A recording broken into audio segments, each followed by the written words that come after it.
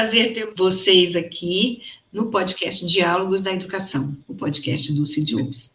Em mais um episódio, e hoje a gente vai conversar com dois professores. Cristóvão Mendonça, que é diretor do CIDIUPS, e o professor Stefferson Zanoni Roseiro, que é professor da Rede Pública de Cariacica, pesquisador. Eu queria que vocês cumprimentassem os nossos telenautas. Cristóvão, você quer começar? Olá, Tânia. Olá, professor Stefferson.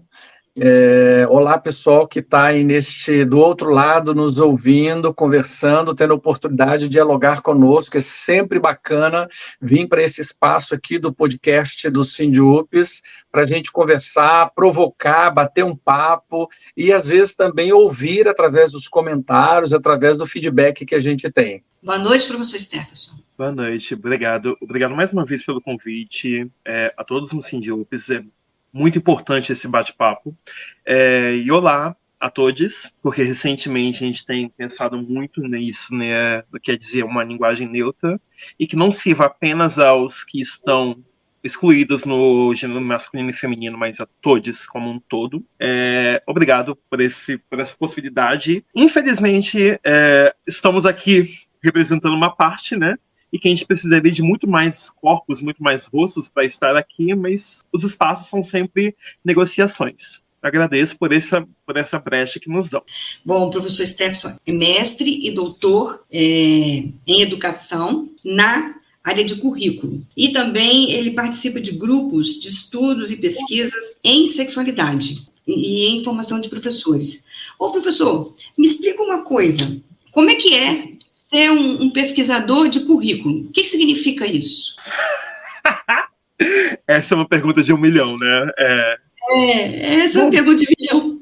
Para a gente começar a discutir essa coisa da formação do professor, e o senhor também fica na sala de aula. Como é que é essa vivência na sala de aula? Como é que o professor da rede pública pode administrar todos esses problemas que a gente tem com relação à sexualidade dos estudantes e do corpo docente também da escola? Vamos lá! Vamos por partes. Olha, eu diria que só existe pesquisa em currículo quando a gente tem essa articulação com a escola. Meu primeiro ponto é esse.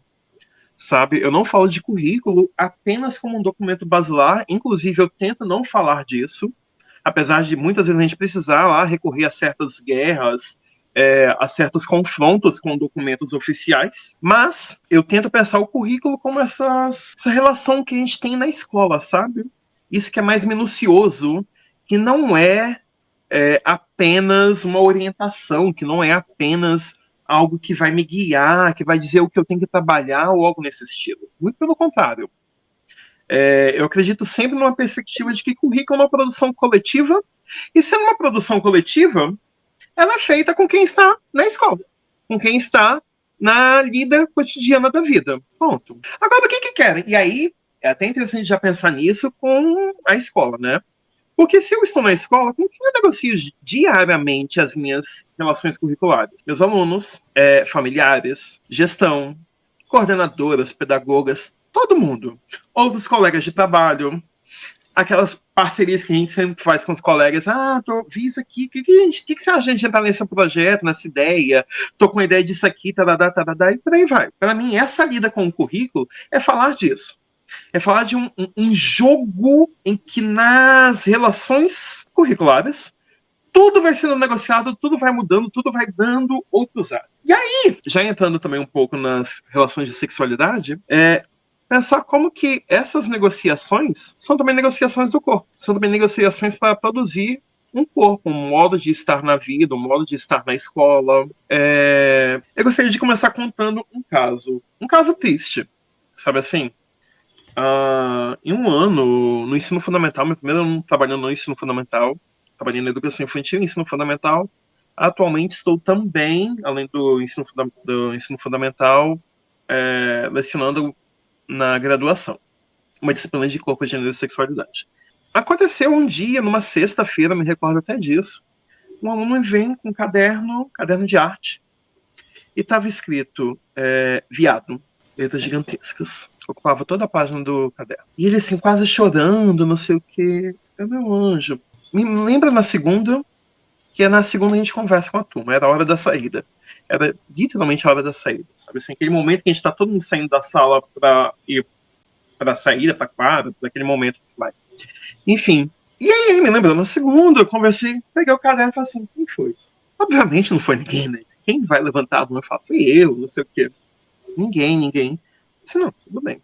Não vou nem brigar com vocês, não vou punir vocês, nem nada do tipo, mas vocês sabem o que é ser viado? Aí algumas crianças dão aquele risinho na turma de quarto ano. Outras ficam assim, não sei o que é isso. Um menino levanta a mão e fala. Levanta e já fala a mesma hora. Viado é homem que gosta de apanhar. Viado é homem que gosta de apanhar. Sabe, eu fico assim, como viado, eu pensei, meu Deus, é isso? Sabe, assim? E aí eu... Como é que você resolveu essa parada? Exato, pra mim esse é o ápice. Muito calmamente eu viro e pergunto pra ele, por que você fala isso? Meu pai fala isso, não sei o que, tá. E é um menino já em defasagem na relação idade ano escolar. Ele já estava com seus 14 anos, numa turma de quarto ano. Na hora que ele fala isso, eu, por quê? Mas você acredita nisso? Ele, lógico, não sei o que, tá. Aí eu viro e falo, mas bem, seu professor é viado. Você acha que eu gosto de apanhar? Aí ele arregala o olho. Até onde eu saiba, você me conhece, você gosta de mim, né? Acho que ninguém aqui nessa turma tem algum problema comigo. Aí então, não. Mas e aí? Eu gosto de apanhar? Não sei, meu pai fala isso, né? Sabe? E é muito difícil a gente desconstruir essa conversa, porque isso é importante. Se viado é homem que gosta de apanhar, então quer dizer que se eu sair na rua, ver uma pessoa de mãos dadas, um homem de mãos dadas com outro, uma mulher de mãos dadas com outra, e por aí vai, sei lá o que mais a gente pensar nessas relações, quer dizer que eu posso dar porrada na pessoa? E eu fiz essa convocação. Se você fizer isso na rua, o que vai lhe acontecer? Se viado é homem que gosta de apanhar, por que a gente não tem um lugar para espancar as pessoas publicamente? E aí fomos colocando tantas questões de afeto, de como lidar com as paixões, com o que o outro quer, o que eu espero do outro, sabe? E, por sorte, ainda sendo professor de Fundamental 1, as crianças nos ouvem, né? E assim, coloquei aquela pequena pulga atrás da orelha. Por sorte, esse mesmo menino que falou que viado é homem que gosta de apanhar, tinha uma relação muito carinhosa comigo, era um menino que dava trabalho para todos os professores da escola, vivia fora da sala de aula, mas na minha aula, apesar das bagunças, ele gostava, sabe assim? Ele sempre vinha provocando, e aí, tio, o que vai ter hoje diferente? Não sei o quê. Então, assim, me colocar nesse lugar de viado com ele foi possivelmente mais importante do que eu consigo imaginar. Porque possivelmente eu fui uma das imagens de um viado que fez ele repensar o que é o conceito de viado. Professor, o senhor acha que os professores da rede pública estão preparados como o senhor para resolver esse tipo de desafio na sala de aula? Vamos começar refazendo a pergunta assim, será que nós estamos preparados para lidar com o que nós produzimos e fazemos com nós mesmos? Tem uma pergunta Foucaultiana, né? Michel Foucault foi um filósofo do século XX, em que na fase final da vida dele, ele se propõe justamente a pensar a história da sexualidade, como que a produção de subjetividade, ou seja, isso que é produzir a mim, esteve muito relacionada à ética e às práticas e aos desejos, à produção da sexualidade. E aí tem uma questão do Foucault que é, o que tenho feito de mim mesmo? O que faço de mim? Ou o que faz com o que fazem de mim? Numa leitura a partir de Sartre, né? E é isso. Nós estamos preparados para lidar com o que nós somos? Acho que a primeira pergunta é essa. Você, Tânia, consegue... E aí vamos ser realistas. Nesse contexto de escola, que a gente tem que produzir tudo, produzir relatórios, preencher planilhas, preencher isso, aquele outro, diário, tudo isso, a gente consegue parar e tentar entender o que eu sou, o que eu quero, o que eu vou fazer da minha vida daqui a 5 segundos? Vamos botar o professor que está nessa conversa, que ele está ali quietinho. Professor, a gente pode falar, não como experiência de professor, mas como experiência de sindicalista, de que conhece a categoria. Como é que a gente coloca o SINDIUPS nessa conversa da gente? A atuação do sindicato.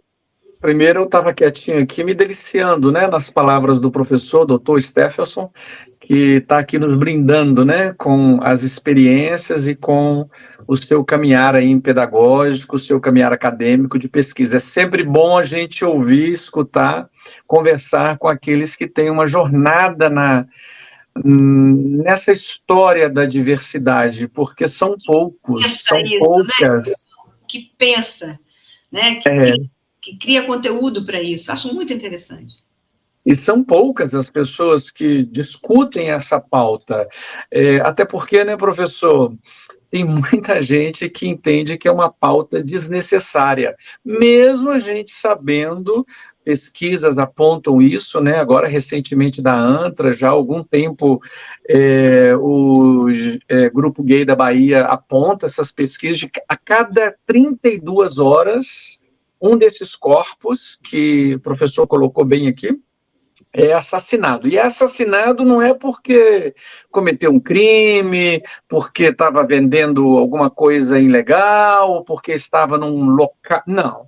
São assassinados a cada 32 horas por ser gay, por ser lésbica, por ser trans, travesti, assexual, por não encaixar nesse padrão, nesse estereótipo que a gente está aqui conversando, simplesmente por isso, por estar andando de mãos dadas com alguém do mesma expressão de gênero, por estar beijando alguém do mesmo sexo. São esses os motivos que levam essas pessoas. Então, quando a gente fala discute essa questão da sexualidade e a partir do currículo, a gente vê que tem muita coisa para ser discutida. As pesquisas de Rogério Junqueira, as pesquisas de Mazon apontam que escolas que discutem o tema e que têm menos preconceito são escolas que têm um resultado nas provas nacionais, um resultado de aprendizagem melhor. Não que essas provas sejam,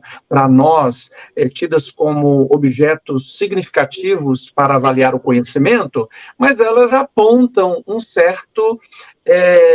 certa variante que nos interessa, que é que essas escolas menos preconceituosas, que discutem a diversidade, que aceitam um pouco mais a pluralidade, elas tendem a ter uma possibilidade de aprendizagem melhor. Então, é óbvio que discutir esse tema, do ponto de vista social, do ponto de vista político, do ponto de vista pedagógico, muito nos interessa. Então, enquanto sindicalista, enquanto SINDIUPS, discutir esse tema é importante porque o SINDIUPS é o sindicato no estado do Espírito Santo que mais discute essa questão e que melhor discute essa questão. Eu ouso dizer que é o único. Pois é, discute, único não, mas que tem de maneira mais efetiva. Que tenha coletivo, que tenha secretaria, que seja atuante, você como representante do sindicato na CNTE, ou seja, você consegue levar uma política da diversidade, dos direitos humanos, da diversidade sexual em nível nacional para a categoria dos professores. Então, assim, eu acho que o SINDIUPS tem um trabalho muito interessante, inclusive fez 6 seminários de diversidade sexual, um seminário para discutir essa questão com o professorado, com 500 professores, sabe? Eu acho que essa é uma coisa que a gente não pode deixar de falar. Não, sem dúvida nenhuma. Dentro desse aspecto, o SINDIUPS se destaca. Se destaca por ter obras, livros em parceria com a Universidade Federal do Estado do Espírito Santo, publicados sobre essa temática, seminários, encontros, debate no Congresso, coletivo organizado, participação no coletivo da Central, da Confederação, discussão internacional. Então, assim, mas com tudo isso, ainda fazemos muito pouco, porque, como diz a mestra Ariane, nós temos pressa. Os nossos corpos têm muita pressa. E temos pressa por motivos tais, esses que o professor Stephenson colocou aqui para nós. Então, nós temos muita pressa. Ainda que somos um sindicato que se destaca nessa pauta, nós ainda fazemos muito pouco. E fazemos pouco por causa da dívida histórica que nós temos com essa comunidade. O professor ainda estava falando ainda há pouco sobre os poucos corpos que estão aqui dialogando esse tema. E nós temos uma infinidade de corpos dentro das identidades e que precisam ser considerados. Uma infinidade de corpos que precisam ser consideradas. Sobre o aspecto do currículo, eu estava ouvindo satisfatoriamente aqui o Stephenson e estava pensando que bacana que ele fala sobre negociação. O currículo a partir de negociação, porque a gente ouve muito falar sobre um currículo que é disputado, uma disputa, ou seja, não é um currículo que se negocia, é um currículo que se impõe, um currículo que se briga, e a parte mais forte sempre ganha, porque numa briga, o corpo mais forte sempre ganha, e o corpo mais forte e a estrutura do sistema mais forte sempre é o heteronormativo. Então você não vê no currículo nenhuma característica que acolhe esses corpos que nós estamos tratando aqui. É por isso que é raro uma mulher trans chegar a ser doutora, é por isso que é raro um homem gay muito afeminado chegar a ser doutor, é muito raro uma mulher lésbica muito masculina, e eu estou enfatizando o muito masculina e o muito feminino, porque quanto mais se distancia do padrão, mais preconceito, mais portas fechadas, mais dificuldades teremos. Então, assim, essas pessoas, elas não evadem da escola, elas são excluídas, elas são expulsas da escola. Então, esse é um currículo que é disputado, e as partes mais frágeis, obviamente, vão perder. E eu gosto da Cláudia Reis, da mestra Cláudia Reis, da Universidade Estadual do Rio de Janeiro, que ela fala, professor Stephenson, de um currículo participativo. O currículo formal e o currículo oculto, ela não chama de oculto, ela chama de currículo participativo. E é isso que o senhor estava falando ainda há pouco. São as pessoas que constroem, é a parede da escola, são os murais. Lá em Petrópolis, onde eu fiz doutorado, tem uma escola que tem duas entradas, uma entrada para os alunos e uma entrada para os professores, para os docentes. São portais diferentes, e eu gosto de olhar aquela cena e ver o portal gigantesco, maravilhoso, arquitetônico, por onde os docentes entram, e o outro portalzinho de curral, onde os alunos entram, as alunas, os alunos. Então, assim, isso fala muito. A arquitetura da escola fala muito, os banheiros da escola falam, os quadros, os murais, a escada, o lugar de assentar, a cadeira, tudo isso fala muito. Esse currículo participativo fala muito forte, muito forte. O que se escreve nos cadernos, o que se escreve nas portas dos banheiros. E, aliás, para quem esses banheiros existem, né, professor Stephenson? Para quem? Porque normalmente é para um corpo cis hétero.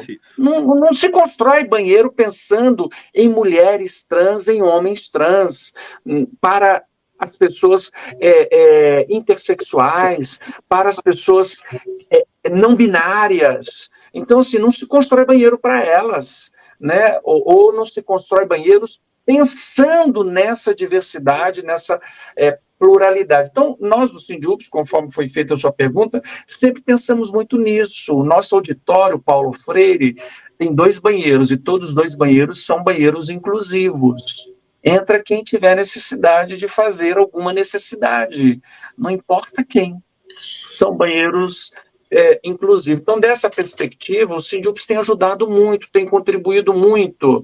Quando eu ouço os nossos filiados reclamando, eu falo, bom, estamos trabalhando, porque estão reclamando que a gente dá muita conta dessa pauta. E, na verdade, professor Stephenson, o senhor que é um pesquisador sabe que nós damos pouca ênfase, deveríamos dar mais, porque a gente tem pressa. A gente tem pressa, os nossos corpos estão sendo assassinados. Mulheres transexuais não estão ultrapassando os seus 35 anos. Não estão. A expectativa de vida de uma mulher trans, segundo a ANTRA, é 35 anos. Meu Deus.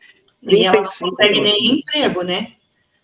Sem emprego, sem casa, sem trabalho, cultura, sem nada. Não tem escola. Não tem escola que recebe. O mínimo que é chamar pelo nome. O mínimo. Você já pensou as pessoas não te chamarem pelo nome, não te reconhecer pelo nome? A gente chama até o cachorro pelo nome e elas se identificam pelo nome. Aí a gente chama uma mulher trans que chega na escola, no ensino médio, enfim, né, na graduação, a gente não chamá-la pelo nome. A escola tem muito que aprender.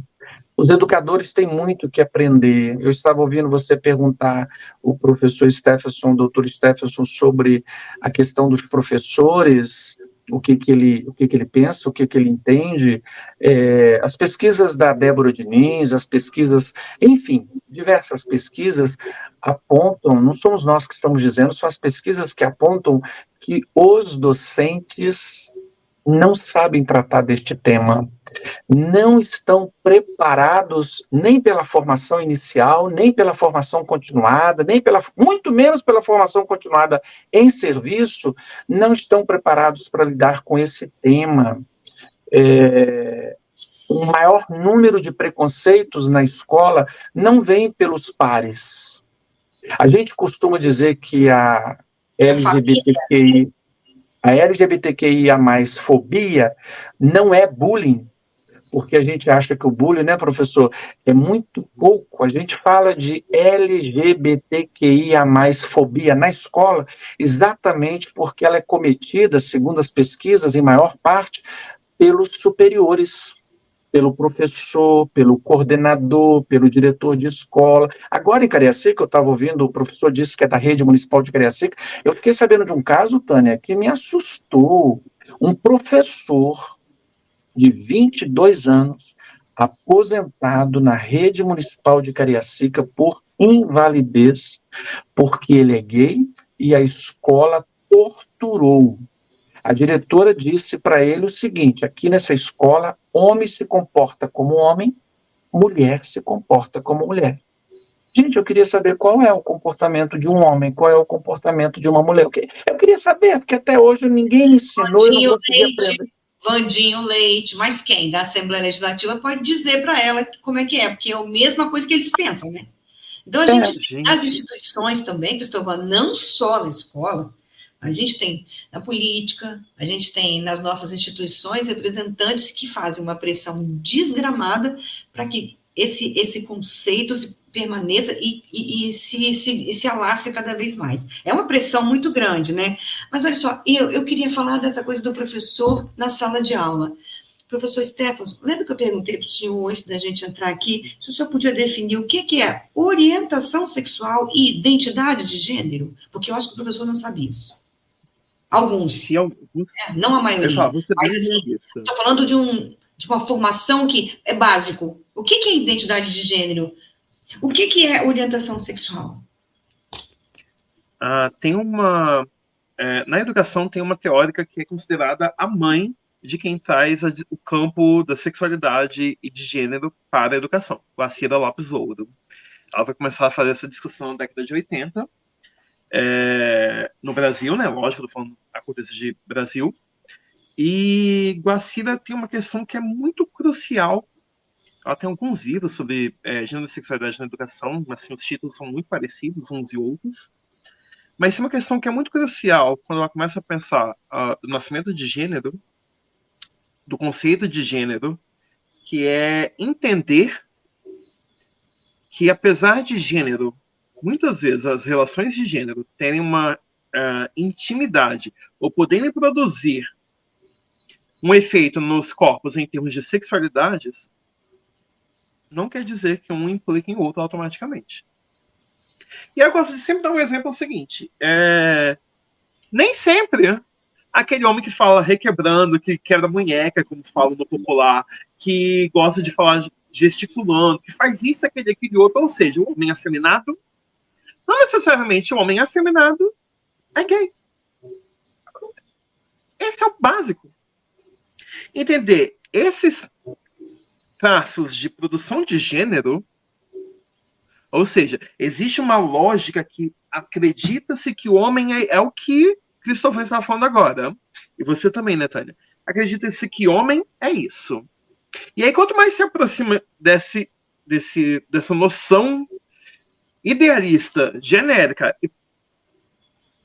estapafúrdia de homem, perdão, mas é muito estapafúrdia para mim,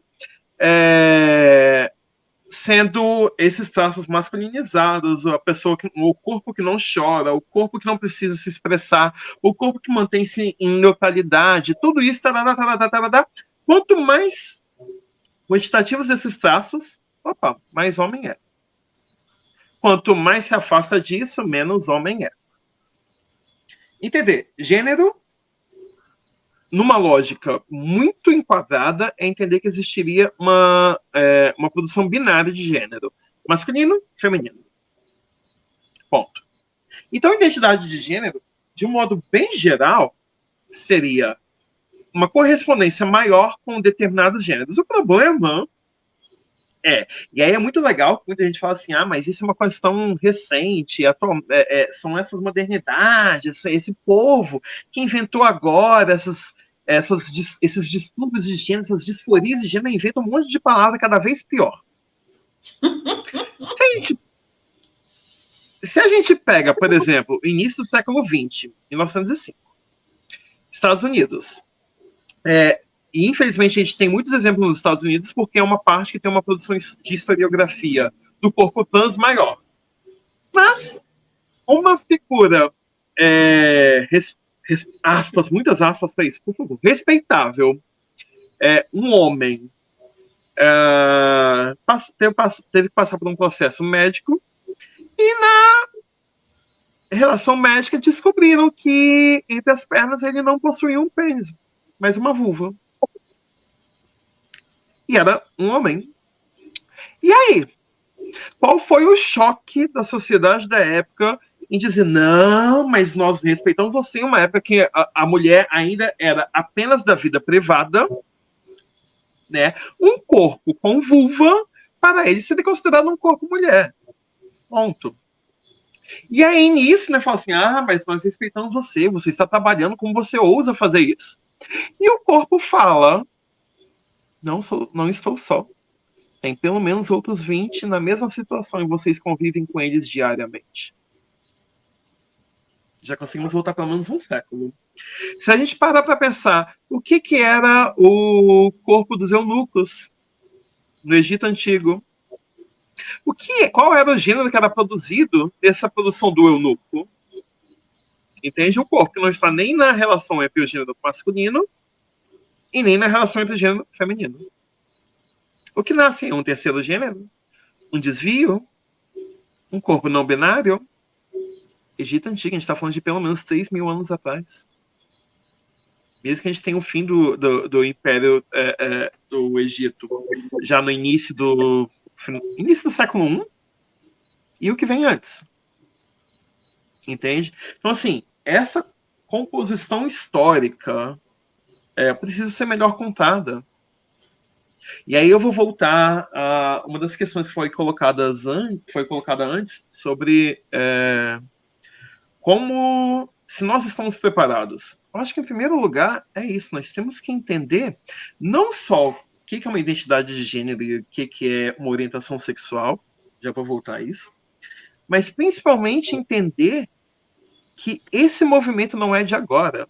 Enquanto a gente continua repetindo, isso é uma modinha de agora, isso é uma reivindicação de agora, e aí começa todo o pejorativo nessa luta, a gente vai sempre se fechar, e aí a gente não consegue conversar mesmo.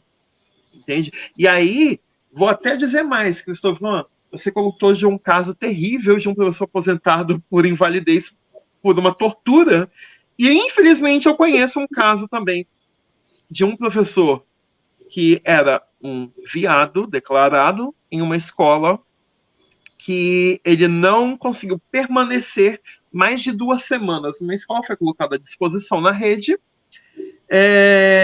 mas tem um problema, porque as escolas por onde ele vinha passando não vinham alegando que faziam isso porque ele era viado, mas colocavam na falta de domínio de classe dele.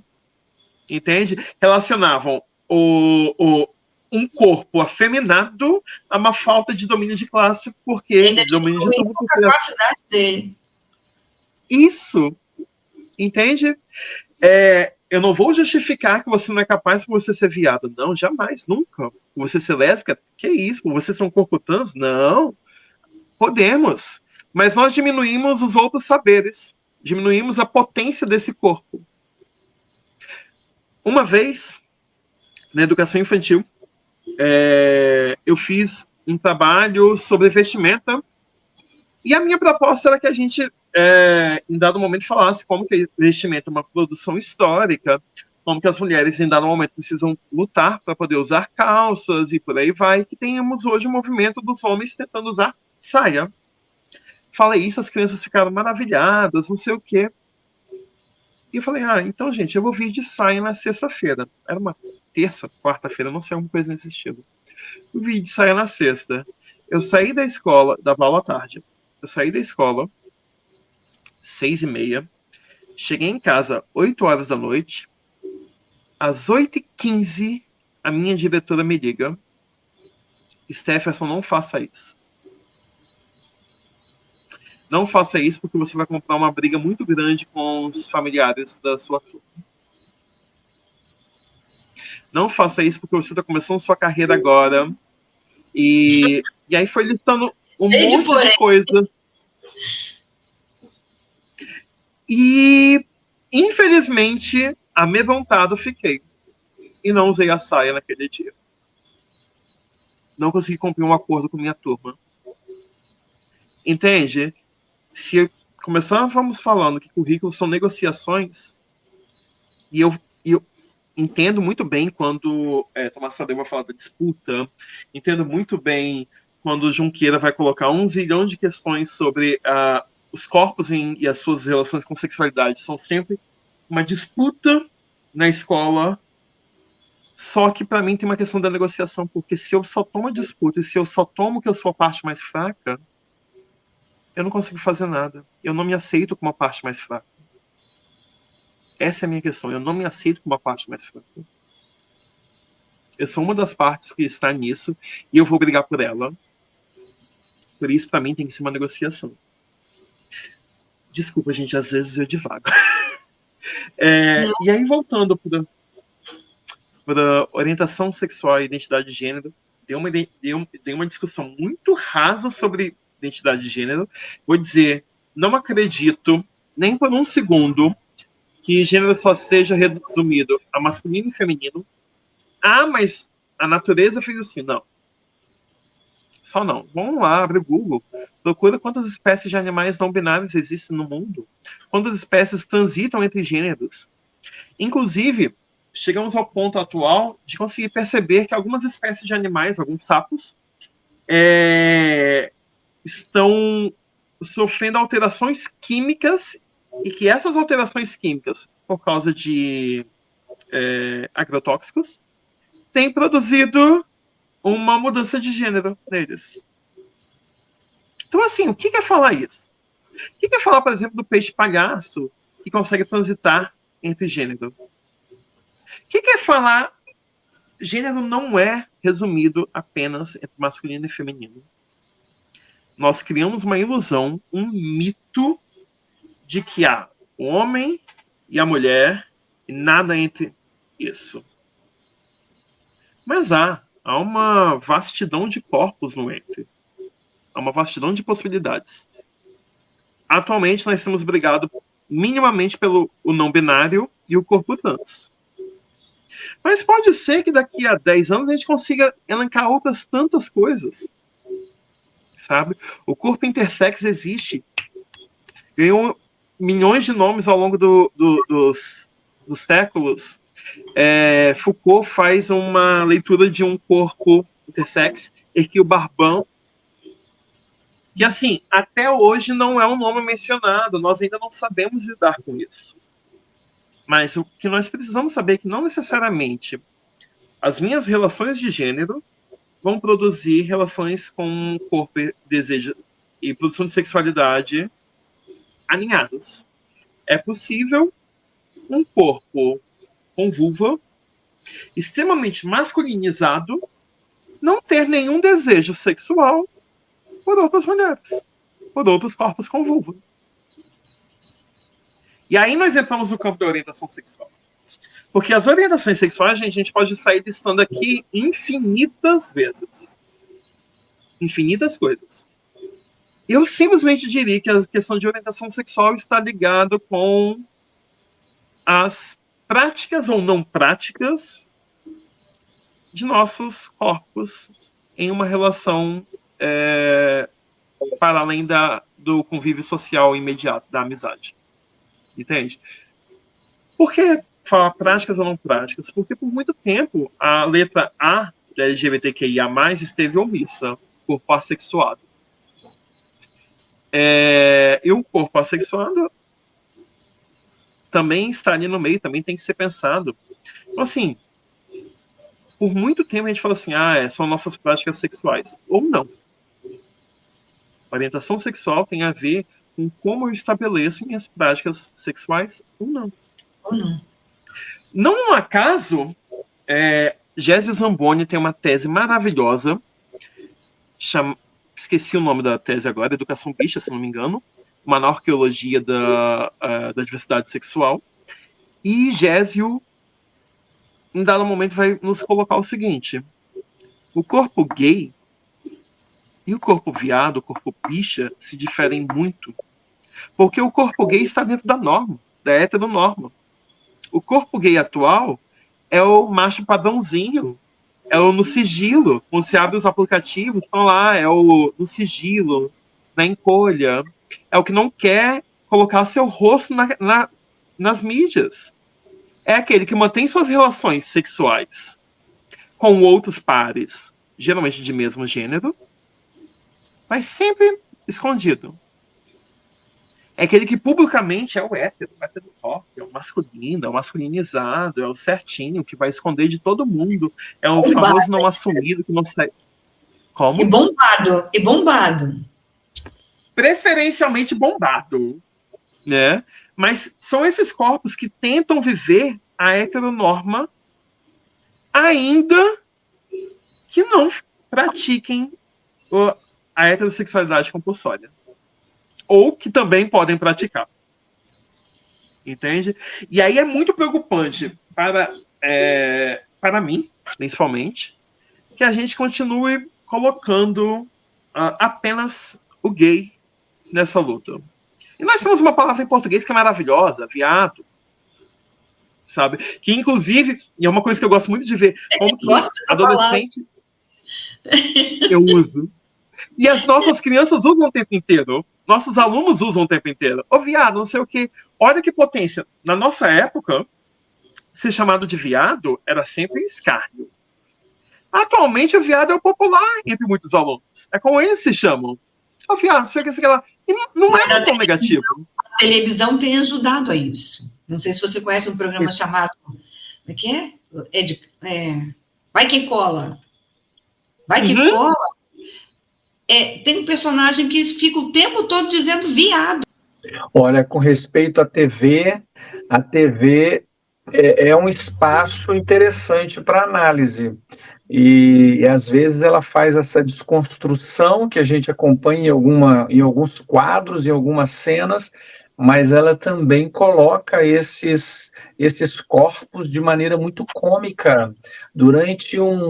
E até hoje, ela coloca em diversos quadros esses corpos de maneira muito cômica. Então, ela também é responsável para construir isso que a gente está desconstruindo. Então, ao mesmo tempo que ela desconstrói, ela também constrói. E de que TV nós estamos falando, né?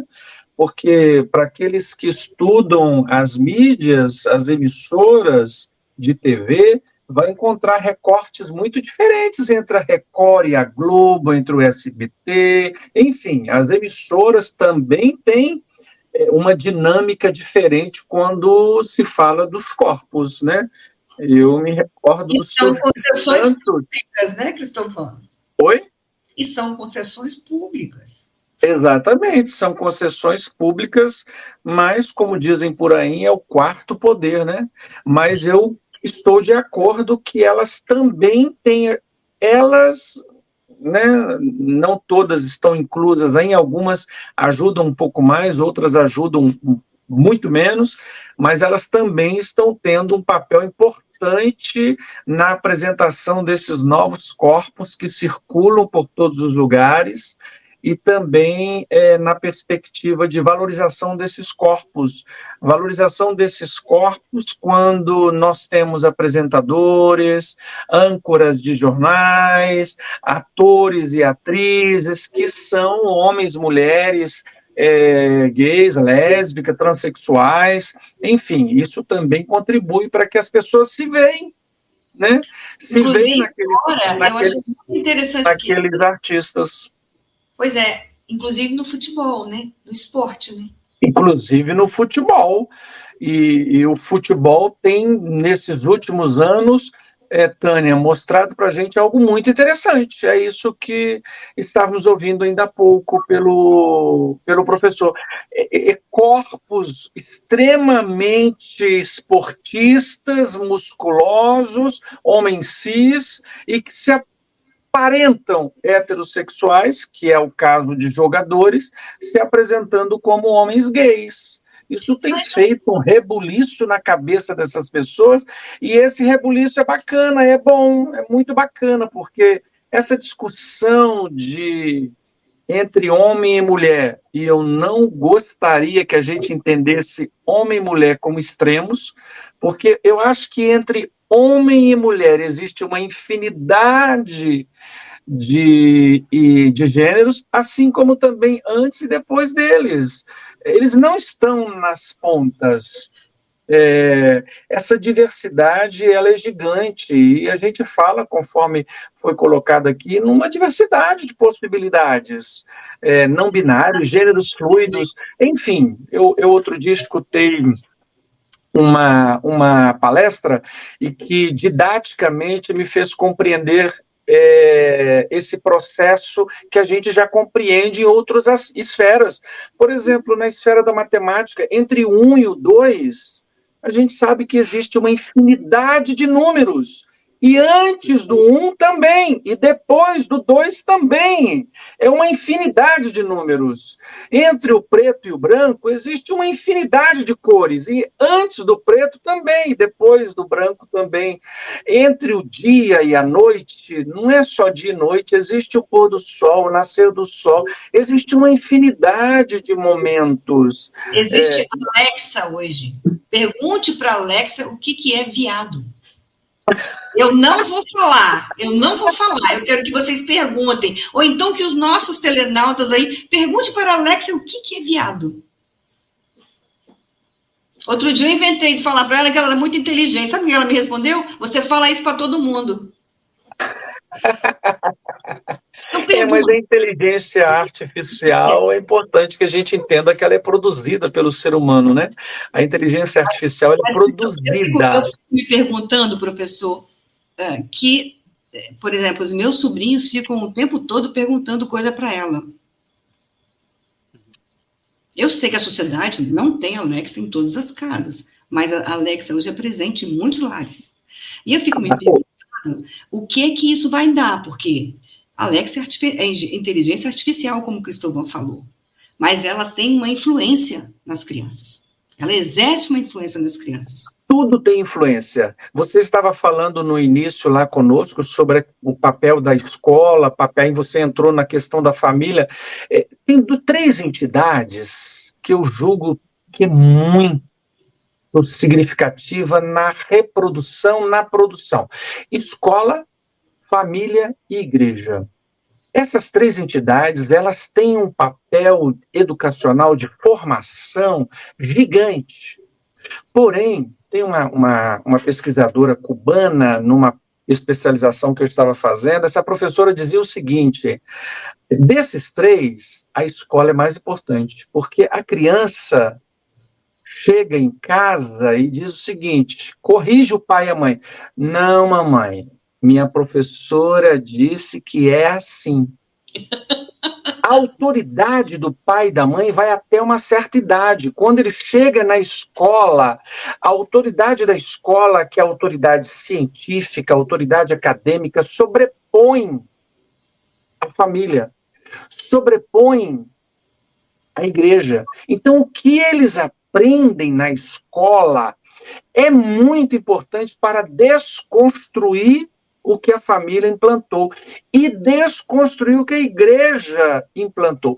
Quando a escola tem uma falha, quando a escola deixa uma lacuna, aí vem essa história da igreja com a fé que vai substituir aquilo que a escola deixou de lacuna. Não é que essas pessoas religiosas vão considerar a fé superior a tudo. Não, é porque deixou a lacuna. E aí a fé cobre essa lacuna. A escola precisa discutir uma série de coisas, uma série de questões da vivência humana, do comportamento humano. Essa história, quando eu ouço professores que são o nosso trabalho, né? Não só professores, os profissionais da educação, sejam eles quais forem, mas quando eu ouço eles dizerem que a escola, o objetivo da escola é apenas transmissão de conhecimento, isso me preocupa, porque a escola não é só transmissão de conhecimento, a escola é para educação. Essa história de que educação é com a família, comportamento é com a família, e que a escola só ensina matemática, ler e escrever, não, isso é mentira. Isso é mentira. Mas então define aí o que seria educação e o que seria transmissão de conhecimento. Eu me lembro em Cariacica, professor Stefferson, há uns 10 anos atrás, eu era coordenador do SINDUPS em Cariacica. A gente estava discutindo na educação infantil, e eu tenho um carinho pela educação infantil. Para mim, a educação é aquilo ali. O resto é complemento. A gente estava discutindo educação infantil e estávamos tendo uma discussão sobre cuidar e educar. O que é o cuidar e o educar nessa fase um ano e meio, menos de um ano, 8 meses, o que é cuidar e o que é educar. E as professoras daquela ocasião dizendo que tinha que descolar. Não, esse negócio de cuidar, e aí eu falo, para nós entendermos aqui, o cuidar como limpeza, asseio, limpar o cocôzinho que a criança fez, limpar o catarrinho que está saindo aqui, dar banho, isso é cuidar. Isso a escola precisa fazer e faz parte do processo educacional. Eu ficava me perguntando para elas, o que é educar quando a criança tem 7 meses? O que é educar quando a criança tem 7 meses? Então, essa discussão do cuidar e educar, que se mistura nessa faixa etária, nesse período da escola, remete a isso que nós estamos discutindo. A escola, ela tem esse papel. Ela ensina para a vida. Ela não só ensina a somar, só escrever. Nós que somos da área de língua portuguesa, por exemplo, e língua portuguesa do ensino médio, ensino fundamental após o 6º ano, que a gente não alfabetiza, a gente exerce essa função para ajudar no exercício da cidadania. Então, não é só ler e escrever, é no exercício da cidadania. E eu exerço cidadania discutindo direitos, eu exerço cidadania discutindo várias possibilidades, até dirigir carro.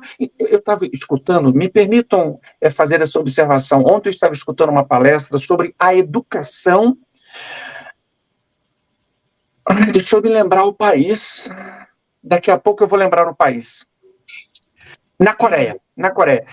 A educação na Coreia. Por que a educação é prioridade? E aí eu achei super interessante a palestrante dizendo que na Coreia não tem faxineiras, ASG, não tem merendeiras. Não tem merendeiras, não tem cozinheira. A criança sai de casa, dependendo da faixa etária, ela leva a comidinha do café da manhã, ela leva o almoçozinho, o lanchinho. E na escola não tem quem limpa o banheiro. Sabe quem limpa o banheiro, quem cuida do pátio, quem cuida da sala de aula, quem limpa tudo?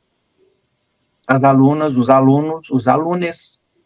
Eles aprendem na escola a limpar, a cuidar dos seus lugares. Cristóvão. Isso é escola, isso é educação que deu certo, isso é educação que deu certo. Ou seja, educação é mais do que transmitir conhecimento. Educação é saber do respeito, da dignidade humana.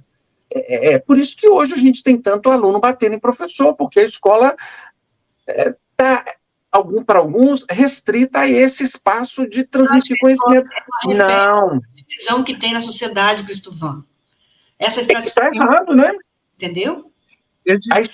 Assim como a família também não está restrita. Um aluno, ele é muito mais bem-sucedido quando a mãe, o pai, o tio, o avô, o irmão, enfim, ajuda também na construção do conhecimento, ajuda a ensinar matemática, ajuda a escrever, ajuda a desenhar, ajuda, enfim, a fazer os... A família também tem esse papel, assim como também a escola tem esse papel. Tá dando mais uma atividade para nós, educadores, mais uma... Nós somos tudo. E isso é o tesão de dar aula. O tesão de chegar na escola e saber o nome dos meus alunos, das minhas alunas, saber onde vivem, com quem vivem, quais são as suas condições de aprendizagem, se tem ou não um computador, passar uma régua e medir todos pela mesma régua, não dá. Eu tive alunos que iam descalço para a escola. Eu tive alunos que, quando eu falava, olha, você tem que sentar numa mesinha para você estudar, para ler. Que mesinha, tio? A casa deles era de terra batida e um quarto único para todo mundo, inclusive para o pai e para a mãe. Então, assim, compreender isso tudo faz parte do espaço da escola. A prática pedagógica vai além. E ver isso também a partir da pluralidade, da discussão humana. A gente está aqui discutindo essa diversidade toda, os heterossexuais também são diversos. Não tem um hétero igual, não. Tem hétero, conforme o Stefano estava dizendo, afeminado, tem hétero masculinizado, tem uma diversidade de héteros. Mas a pergunta que eu fiz, por que a sociedade esconde essas pessoas? Por que a sociedade não enxerga todo mundo? A gente que vai ter que construir essa sociedade, Cristóvão. Porque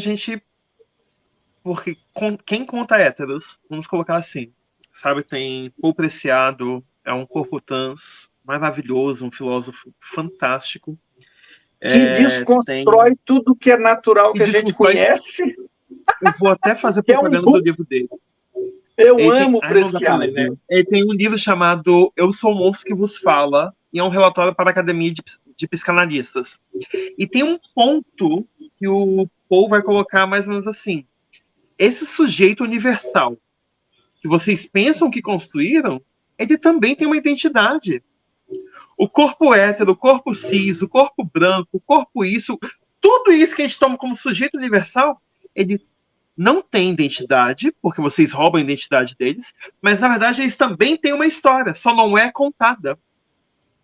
Entende? E não é contada porque vocês presumem que seja a mesma história para todo mundo. Presumem que todos eles têm o pai, mãe. A ideia do Cristóvão, passa-se a régua. A diferença é que esses corpos, que são os outros, o corpo negro, o corpo trans, o corpo não binário, o corpo assexuado, o corpo viado, o corpo da mulher, e vão lembrar que a mulher geralmente também é colocada. Eu ia falar isso. Né? Esses outros corpos, como eles não conseguem, ou melhor, eles fogem da régua, eu vou colocar assim, a gente foge da régua dessa tentativa de nos colocar no mesmo nível, a gente acaba sendo individualizado em uma história, em uma narrativa bonitinha. Lá, a lésbica de sucesso. Cristóvão, você disse que a escola é cuidar. Muito mais do que transmitir conhecimento. Mas a gente sabe que uma parte da categoria detesta esse cuidar. Eu posso me meter nisso? Claro. Gente, vocês conhecem aquela história? Vocês conhecem a história do Nós Mudemos? O Nós Mudemos fala tanto sobre essa história do cuidado. Gente, escola é mais do que tudo isso. Às vezes é melhor Muito melhor sair sem aprender uma equação de segundo grau, mas sair da escola sabendo respeitar, amar. Eu ainda acrescentaria uma coisa, sabe? Quando a gente fala de cuidar, a gente esquece que o outro que está ali na sala é humano. É uma pessoa. Quando eu rejeito cuidar, eu estou pressupondo, e aí eu vou ter que voltar a Paulo Freire, que ali é uma tábula rasa. Se eu rejeito o cuidado na escola, na sala de aula, eu estou tomando o outro apenas como um banco na qual eu vou depositar algo, vou depositar o conhecimento. Não, educação bancária é isso. Exatamente. E aí, não tem nada a ver com Paulo Freire, não tem nada a ver com a educação que é do nosso patrono.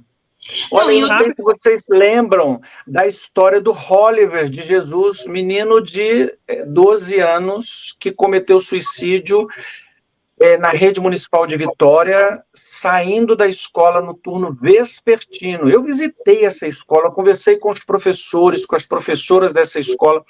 Ele saiu da escola às 17h20, foi para casa e se enforcou na beliche.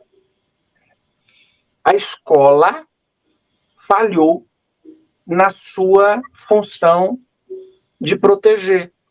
Porque a escola, assim como o Conselho Tutelar, faz parte da rede de proteção. Isso é lei, é legal, é legítimo, é dentro da legislação. A escola, o Conselho Tutelar, a igreja, tudo faz parte da rede de proteção da criança e do adolescente. A escola falhou. Por quê? Porque a pessoa acabou de sair da escola. Ela saiu para se enforcar. Um menino de 12 anos. Não, eu não consigo concordar. Não, eu entendo o seu ponto, mas eu não consigo concordar. Um menino que a mãe veio a público. Sim, mas a escola foi responsável. E nós temos que aceitar as nossas falhas. E nós temos que aceitar as nossas falhas, inclusive do ponto de vista do sistema. Inclusive do ponto... Não, deixa eu concluir. Se você não conhece a história do Oliver. Oliver sofria de homofobia na escola, um menino de 12 anos, era completamente arrasado pelos alunos. Eu tive a oportunidade de conversar, Tânia, professor Stephenson, com uma professora que foi... Isso depois de um tempo, encontrei acidentalmente com uma professora dele da educação infantil, antes dele ter ido para essa escola. E ela dizia, eu já sabia que o Oliver tinha um comportamento diferenciado. A professora de educação infantil. Eu tenho um amigo, né, que trabalha nessa escola e que é gay, e ele dizia, Cristóvão, aqui nós não temos LGBTfobia. Gente, é a única escola do Brasil? É a única? Porque não existe escola no Brasil que não tenha LGBTfobia. E nós somos culpados também. Nós também somos culpados enquanto docente, enquanto coordenação, enquanto sistema, enquanto construção do projeto político-pedagógico daquela escola, enquanto sindicato, enquanto município, enquanto rede, todos nós. Agora a sua fala está coerente. Entende? Falar que aquela escola é responsável, está errado. Nós, como um todo, como sociedade, como aí sim, como sindicato, como secretaria, tudo isso aí sim. É porque eu fico pensando o seguinte, vamos pensar. Né? Não é que você pensou na escola isolada, você pensou no professor isolado. Não, é um conjunto. Inclusive o sistema. Quando nós, por exemplo, colocamos as nossas responsabilidades, o professor tem 40 alunos, o professor de artes. Eu vou dar um exemplo do professor de artes. Tem 40 alunos em uma turma. Pega 10 turmas. Ele pega 10 turmas. Para fechar um horário. Exatamente. Então, ou seja, nenhum nome ele consegue gravar. Mas isso também não deixa ele de ser responsável. Também somos responsáveis. Nós somos responsáveis até quando a gente escolhe a profissão que a gente quer seguir. A gente não pode dizer que o sistema sozinho é responsável.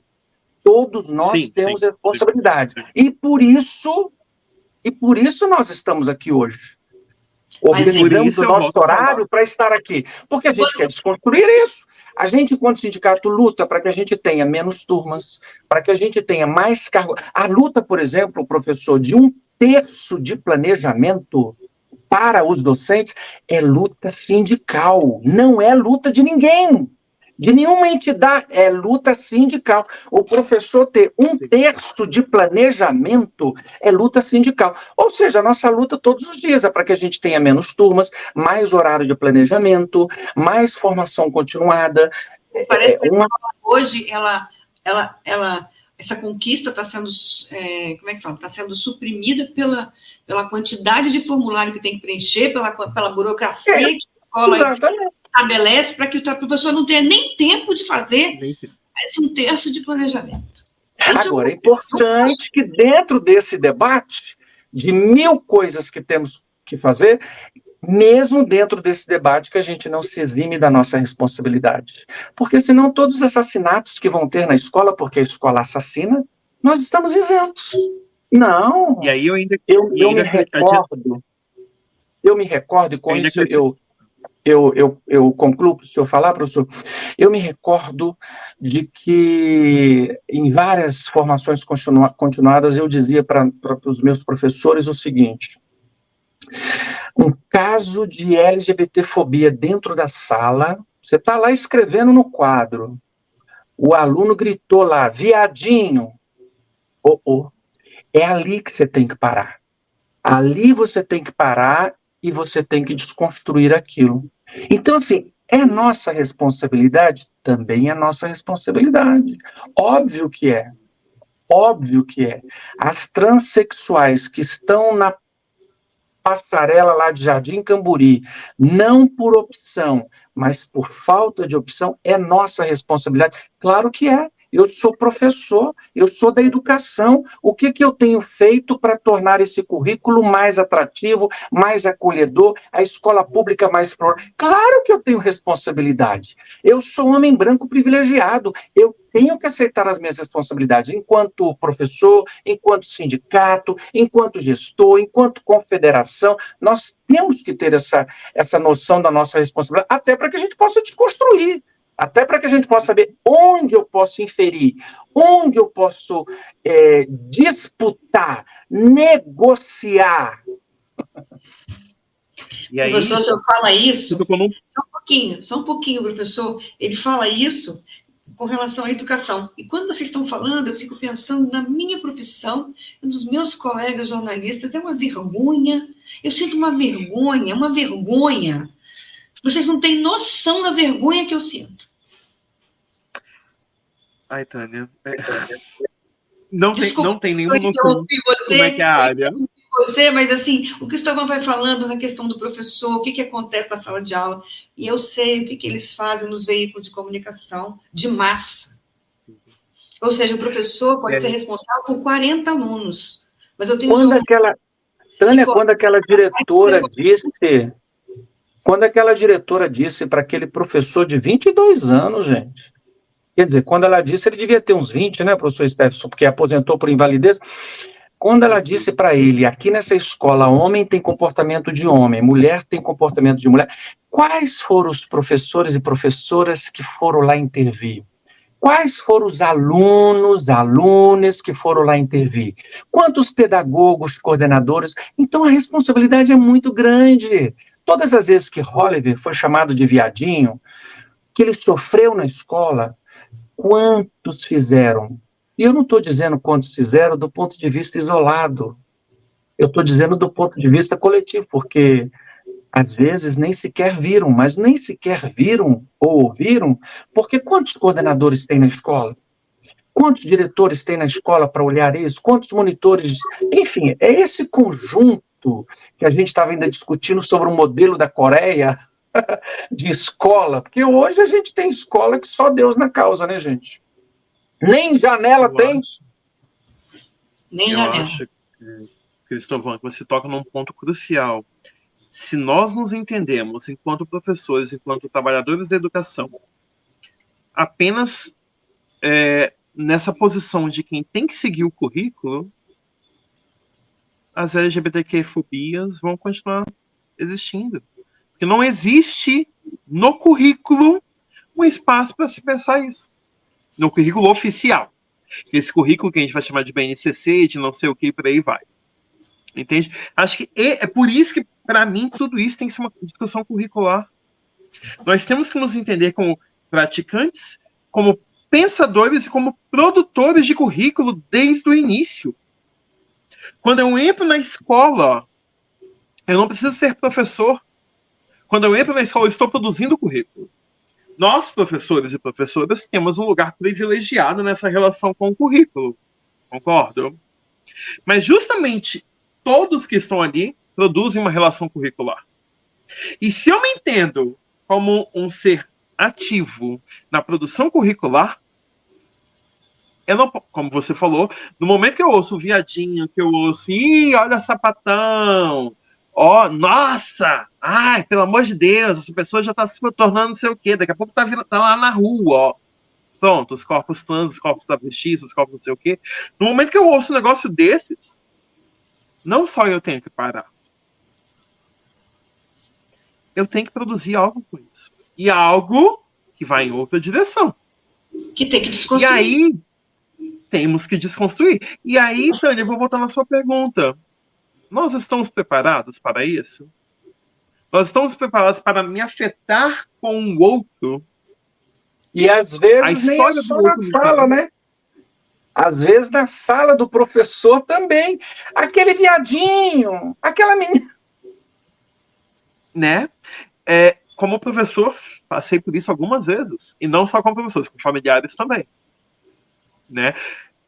Gente, eu tenho que contar essa, que essa é muito engraçada. Olha só, a homofobia começa na família e se manifesta na escola? Eu não sei onde começa. Acho que começa em todo lugar. E aí eu vou usar um termo, a gente fala de racismo institucional. Eu diria que também temos Eu acho que ele começa quando nasce. Aliás, quando nasce não, na barriga, né? Quando descobre o gênero, o gênero, começa. Gente, eu não sei vocês, mas eu tenho pavor dessa história do... como é que é? Chá de revelação? Chá de revelação. Olha, eu quase infarto com esse negócio. E normalmente é o azulzinho e o rosa, né? Ou então o lacinho ou o sapatinho. Gente, tem coisa mais ridícula do que isso, professor? Não. Tem coisa mais ridícula do que esse chá de revelação? Não tem. Acho pior disso só de 2 dias. A sociedade se reinventa, homofóbica, cada Olha, o chá revelação que eu achei muito bacana, que eu achei assim, para humor, porque para mim todo chá revelação é coisa ridícula.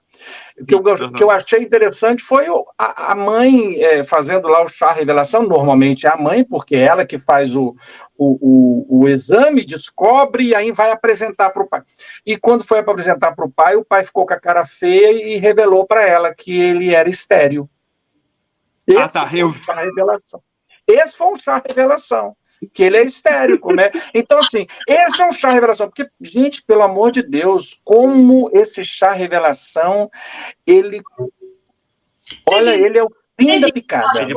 Teve um interessante lá fora, que não foi aqui no Brasil, que ele resolveu fazer uma iluminação do arco-íris na ponte.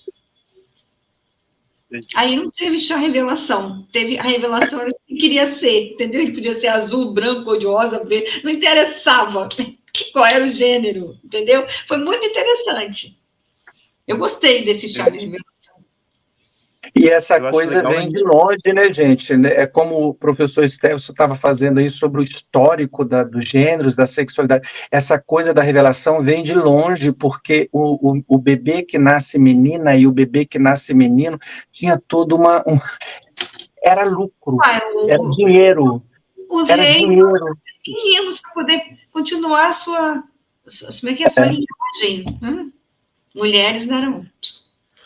Exatamente. Trans. Então, eu digo que a LGBTfobia começa exatamente nesse momento. Porque se decreta que vai ser um menino que é azul, se decreta que vai ser uma menina, a partir dali tudo começa. Né? Ali tudo começa. E a gente se livrou de um governo assim, né, gente? Isso é muito legal, né? Não, fala sério. Ô, Cristóvão, eu ouvi do Márcio Postman, que foi tão criticado por você assumir a presidência do IBGE em 2008, que o golpe ia durar uns 10 a 15 anos. Era a análise que nós fazíamos, né? E que, assim, as coisas mudaram tanto que hoje você tem um governo diferente, né? A gente conseguiu colocar. Eu não estou falando, não estou falando do governo Lula em si, mas eu estou falando de um governo democrático, um governo que pensa a diversidade, um governo que tem políticas voltadas para a população como um todo, e não só, que não prega violência na escola, então, assim, eu acho que agora a gente saiu de uma nuvem negra e a gente está vendo um sol mais brilhante, sabe, no horizonte. Olha, sobre o governo Bolsonaro, eu queria só fazer uma provocação, que eu acredito que todos nós que não temos uma orientação sexual e uma identidade de gênero padrão, sentimos na nossa pele o quanto tudo que nós avançamos nos governos progressistas de Lula e de Dilma, o quanto isso ainda é raso e pouco, porque Bolsonaro praticamente teve sucesso em eliminar a gente da face da terra. Ele, mais um pouquinho, ele apagava com tudo. Ele apagava com tudo. Olha, se esse cara tivesse ganhado mais um mandato, eu não sei para onde nós estaríamos não, viu, professor? Eles iam rasgar a bandeirinha aqui tudinho. Porque ele conseguiu, assim, arrancar tudo. Olha, gente, eu sou conselheiro suplente, a nossa confederação tem assento no Conselho Nacional LGBTQIA+, eu sou suplente porque o nosso companheiro Zezinho ocupa essa cadeira a meu pedido, mas eu estive lá no Ministério para posse e a gente estava vendo as movimentações e ouvindo as pessoas falarem, para todo mundo ouvir no microfone. Gente, os dados disso foram apagados, o histórico disso foi apagado, não existe mais registro disso. Eu estou falando dentro da nossa área do Conselho LGBTQIA+, da Secretaria de Direitos Humanos. Tudo foi apagado. A proposta era que nós nunca tivéssemos existido. Então, assim, Bolsonaro, se tivesse feito um pouquinho melhor a gestão dele, olha, nós não teríamos, porque a construção foi feita de uma... Então, assim, Bolsonaro quase apagou a gente. Nós precisamos fincar estacas mais profundas. Eu acho que isso a nossa existência ficou em jogo. Pois é, a nossa existência, dar aulas. Essas conquistas não foram sólidas, elas eram pequenas e rasas, mas elas não eram sólidas. A gente precisa fazer conquistas sólidas, para que ninguém... E não é só sobre essa questão, né?